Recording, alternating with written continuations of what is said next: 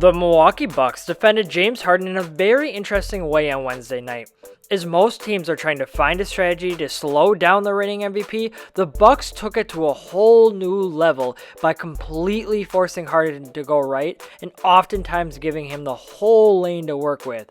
Surprisingly, this wasn't the game plan Budenholzer even created. In post-game comments to Matt Velasquez, Brogdon shared the original plan was to shade him, but Bledsoe exaggerated that one off the jump. And even better, the whole team just rolled with it. It worked at times, mostly in the first quarter, but Harden still ended up with 42 points and 6 assists while going 13 for 30 from the field and 6 for 16 from downtown. Just minutes into the game, Bledsoe revealed how the Bucks were going to play Harden. Following a layup, Bledsoe picks Harden up full court and completely forces him to go right. You can see the emphasis in not fouling as Bledsoe keeps his arms up high the entire time and hardly gets into a defensive stance. Once Harden crosses half court, Bledsoe becomes more engaged but is still giving Harden a driving lane right to the hoop. However, Brook Lopez is quietly lurking in the paint, just waiting for the drive. Once Harden drops the ball off to PJ Tucker at the top of the key, Bledsoe continues to shade his high side and not allow him to get the ball back above the three-point line. Once Harden smartly cuts backdoor, Giannis is waiting to cut him off, forcing Harden to get rid of the ball again. As action is going on away from Harden, Bledsoe abandons all defensive principles and stays with Harden so he can't get the ball back. A minute later, Bledsoe does the same thing. Even when Harden has the ball on the left side of the floor, Bledsoe is shading him to the right, giving him most of the court to work with. Following a ball screen, Harden is finally able to get going to his left, but gets his layup attempt swatted by Lopez. Even though Harden struggled to make shots in the first quarter, he was beginning to quickly figure this defense out. Here, he gets right to the lane and draws a foul on Lopez. Sterling Brown takes a turn defending him this time and forces a tough step-back jumper. Although that's a makeable shot for Harden, the Bucks can't take away everything, and they force a miss this time. Throughout the game, Bledsoe softly denied Harden from getting the ball back in his hands. It starts here even before he crosses half court.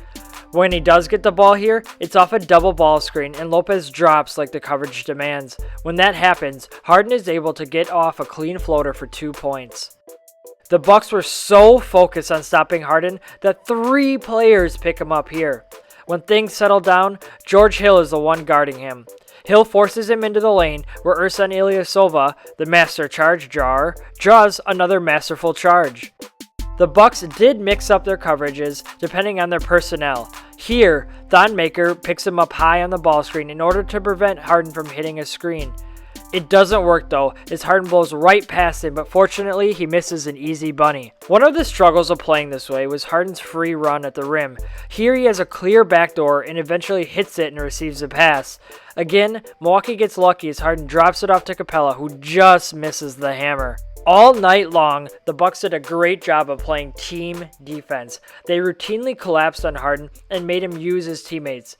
Although the Rockets hit plenty of shots, the scheme still had enough possessions where it generated stops or turnovers.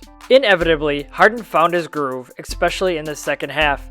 He began taking what the defense was giving him as he calmly strolls into the lane on this possession.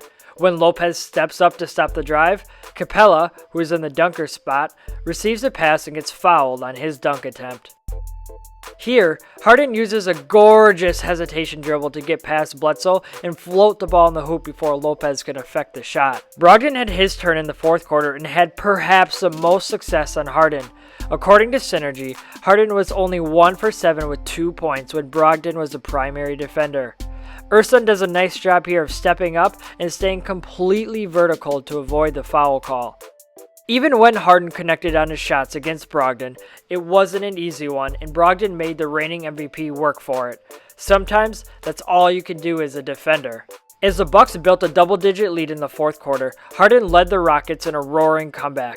With Hill guarding him, he realizes there's no other defender on his side of the floor. He quickly attacks and draws a block on Ilyasova, who had to come too far to get the charge call. Milwaukee also amped up the pressure too. This was highly unlikely to be a design double team here, but Brogdon comes at the absolute perfect time. Right as Harden is gearing up for his infamous step back, Brogdon deters it and forces the ball out of his hands. It ends in a shot clock violation and a good stop for the defense. As good as defense as the Bucks played, Harden was still gonna harden. He got hot down the stretch and hit a couple of tough threes, including these ones against Giannis and Bledsoe. Sometimes good offense just beats good defense. Fortunately, Milwaukee did just enough to slow down a historic run by a historic player and leave Houston with the W. They forced enough difficult shots down the stretch and got enough stops that they were able to outscore Houston and stop their comeback. In the end, a victory is all that matters.